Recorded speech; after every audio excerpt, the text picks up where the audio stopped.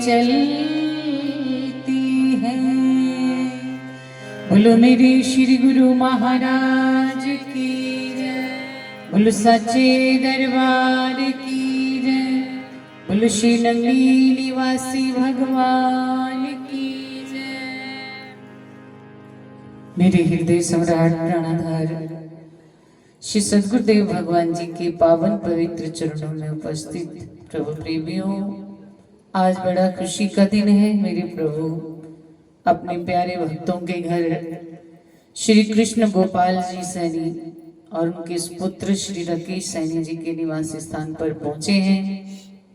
श्री गुरु महाराज जी का भव्य स्वागत किया। परिवार वालों ने श्री गुरु महाराज जी की रहमतों से सराबोर हो रहे हैं। सभी ये कृपा, ये रहमती सदा बनी रहे, यही प्रभु के चरणों में प्रार्थना करते हैं। जीवन हमारा बड़ा अनमोल है। इसकी कीमत तब हमें समझ में आती है जब हम सत्संग में बैठते हैं या संतों के संग बैठते हैं। तब हमें लगता है कि हमारा जीवन बड़ा अनमोल है। क्यों? क्योंकि तुलसीदास जी भी हमें सब जीवों को रामायण में यही समझाते हैं कि कलयुग केवल नाम आधारा, सिमर सिमर नर उतरा ही पारा। कि अगर इस संसार में जीव आनंद को पाना चाहता है और पाने के बाद अपना कल्याण करवाना चाहता है तो सत्संग में आए, कीर्तन करे, भजन सिमरन करे। और साथ साथ संत कबीर दास जी ने भी कहा है कि राम बुलावा भेजिया दिया कबीरा रोए, जो सुख है सत्संग में वो वैकुंठ न होए।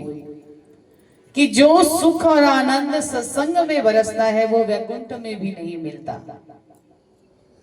तुलसीदास जी ने भी कह दिया और कबीर दास जी ने भी कह दिया। एक बार कबीर दास जी को भगवान के पार्षद बुलाने आई और बोले कि चलिए आपको प्रभु ने बुलावा भेजा है। तो कबीर दास जी ने कहा क्या वहां पर कीर्तन सत्संग होता है? तब उन पार्षदों ने कहा नहीं, वहां तो सिर्फ और सिर्फ भगवान है, वहां कीर्तन नहीं होता, वहां ऐसी अमृत वर्षा नहीं बरसती। तब उन्होंने यही शब्द कहे थे कि जो सब सुख है सत्संग में वो वैकुंठ ना होए। कि मुझे नहीं जाना, मुझे यही रहना है। यही वार्ता जब हनुमान जी के साथ प्रभु श्री राम की हुई कि हनुमान चलो वैकुंठ चलना है, तब हनुमान जी ने भगवान श्री राम से कहा था कि प्रभु वहां पर आपकी कथा होगी, वहां आपके नाम का कीर्तन चलेगा। तब भगवान ने कहा नहीं, वहां तो मैं ही होता हूं, वहां कीर्तन कथा नहीं होते। तब हनुमान जी ने इसी धरा पर रहना स्वीकार किया कि नहीं प्रभु, मुझे आपके कीर्तन में जो आनंद आता है, जो आपकी कथा में आनंद आता है, वो आपके संग रह करके नहीं आता। क्यों? क्योंकि ये जो रस अभी आप सब लोग पी रहे थे, किसी भाई के भी मन में आ रहा होगा कि मैं भी खड़ा होकर के नाचूं, झूमूं, गाऊं, लेकिन थोड़ी झिझक रह जाती है मन में कि नहीं बहनें नाच रही हैं, हम नहीं नाचते, बैठे बैठे ही आनंद ले रहे थे। तो ये एक अलग सा असर होता है प्रभु की रहमत का, एक अलग असर होता है प्रभु की अमृतमयी वर्षा का, जो वो सुबह सुबह बरसाने के लिए हर एक भक्त के घर आते हैं। तो आप सब इस अमृत वर्षा में अभी भीग रहे थे। बहुत सुंदर भावों से, बहुत सुंदर नृत्य करके कहते हैं कि जो भगवान के सामने नृत्य करता है। कार्तिक मास की कथा में भी आता है कि सत्यभामा भगवान श्री कृष्ण को इतनी प्रिय क्यों थी। एक दिन सत्यभामा ने पूछ ही लिया भगवान से कि प्रभु, सब सखियां और भी तो हैं, आप मुझसे ही प्रेम क्यों करते हैं? तब सत्यभामा को भगवान ने उनका पिछला चरित्र इतिहास सुनाया कि आप पिछले जन्म में एक नृत्यांगना थी, नृत्य करने वाली एक आप सखी थी दिन रात मेरे स्वरूप के सामने, मेरी फोटो के सामने, मेरी मूर्ति के सामने आप नृत्य किया करती थी। ऐसे ही नृत्य करते करते आपने अपने शरीर का त्याग कर दिया और इस जन्म में आप मेरी अर्धांगिनी बनी है, मेरा संग आपने पाया है। नृत्य करना कोई ये नहीं होता कि लोग क्या कहेंगे, मैं नाच रही हूं या मैं नाच रहा हूं। नृत्य करने से कई अवगुण हमारे दूर होते हैं। सबसे पहला अवगुण तो यही है कि कोई क्या कहेगा, ये बहुत बड़ा अवगुण है हमारे अंदर। कोई क्या कहेगा कि मैं नाच रहा हूं, लोग देखेंगे तो क्या कहेंगे। इस अवगुण को दूर करना ही नृत्य करना है।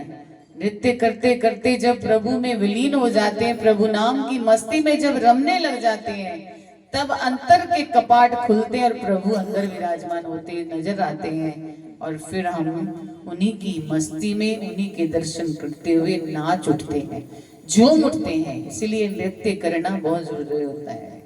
मीरा ने नृत्य किया, राधा और सखियों ने भी प्रभु के साथ रास किया, नृत्य किया, तभी तो वो इतनी प्रिय हुई कि भगवान के संग रहते उनका नाम लिया जाता है। सखियों का मिसाल दी जाती है प्रेम की तो सखियों की दी जाती है।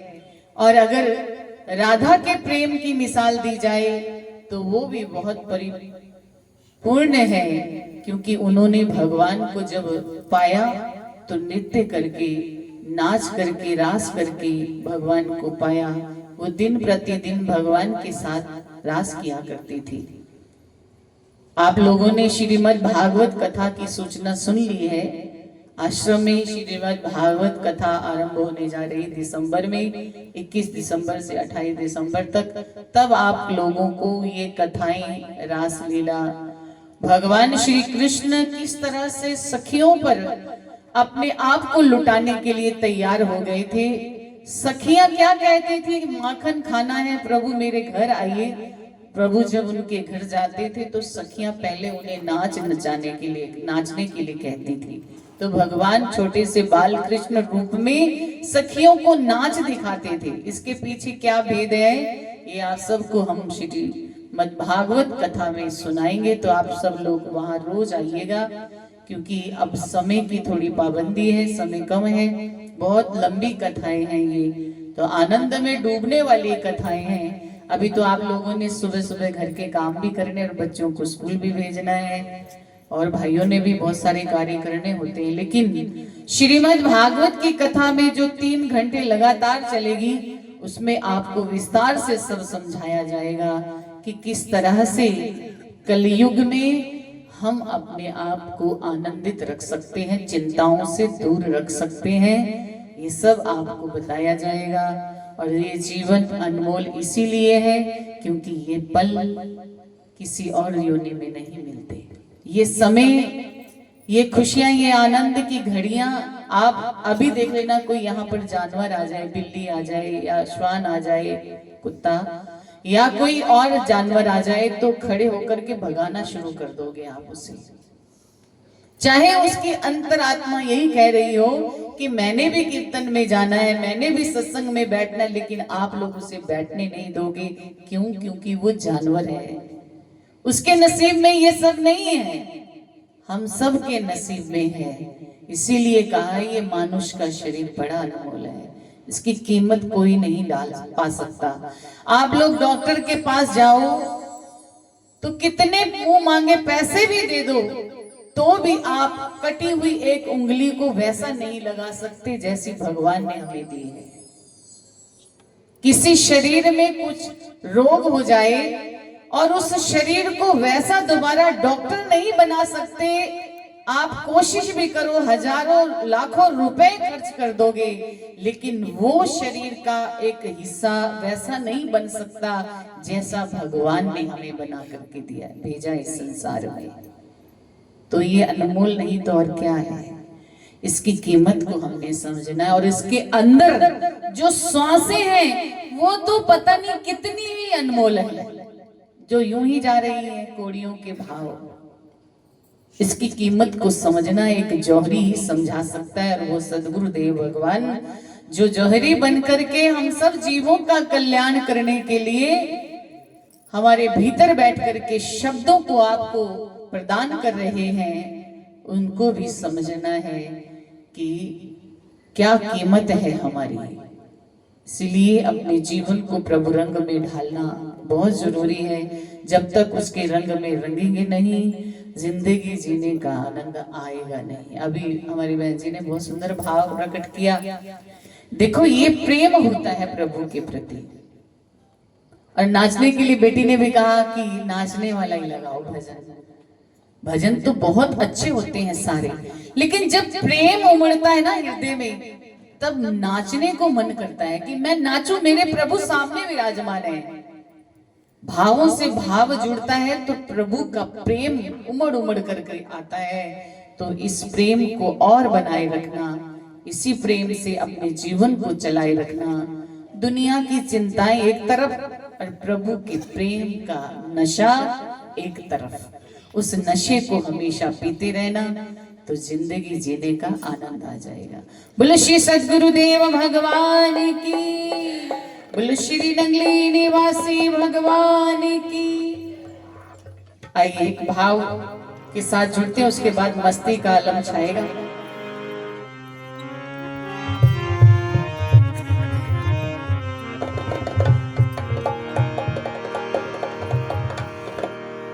मेरे दादा खुद चल कर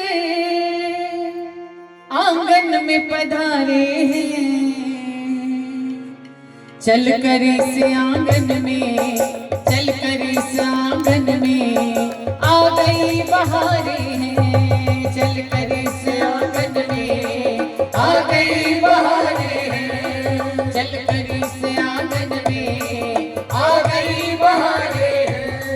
मेरे दादा खुद चल कर आंगन में पधारे हैं, मेरे दादा खुद चल कर आंगन में पधारे हैं, चल कर इस आंगन में, चल कर इस आंगन में आ गई बहारें हैं, चल कर इस आंगन में आ गई बहारें हैं। बाबा ने खुशियों से झोली भर डाली है, बाबा ने खुशियों से झोली भर डाली है। लगता है आंगन में आ गई दिवाली है, लगता है आंगन में आ गई दिवाली है। खुशियाँ ही खुशियाँ हैं, खुशियाँ ही खुशियाँ हैं, हर ओर नजारे हैं, खुशियाँ ही खुशियाँ हैं, हर ओर नजारे हैं। चल कर इस आंगन में आ गई बहारें हैं, चल कर इस आंगन में आ गई बहारें हैं। आने से सतगुर के ये आंगन महक रहा, आने से सतगुर के ये आंगन महक रहा। कर कर के दर्शन ये मेरा मन तो चहक रहा, कर कर के दर्शन ये मेरा मन तो चहक रहा। हर आस हुई पूरी, हर आस हुई पूरी, खुशियों के नजारे हैं, हर आस हुई पूरी, खुशियों के नजारे हैं। चल कर इस आंगन में आ गई बहारें हैं, चल कर इस आंगन में आ गई बहारें हैं, चल कर इस आंगन में आ गई बहारें हैं, चल कर इस आंगन में आ गई बहारें हैं। हो गई रे मन जब उनका हो जाता है तो क्या कहते हैं मन? हो गई रे सजना, मैं प्रेम दीवानी हो गई, हो गई रे सजना, मैं प्रेम दीवानी हो गई।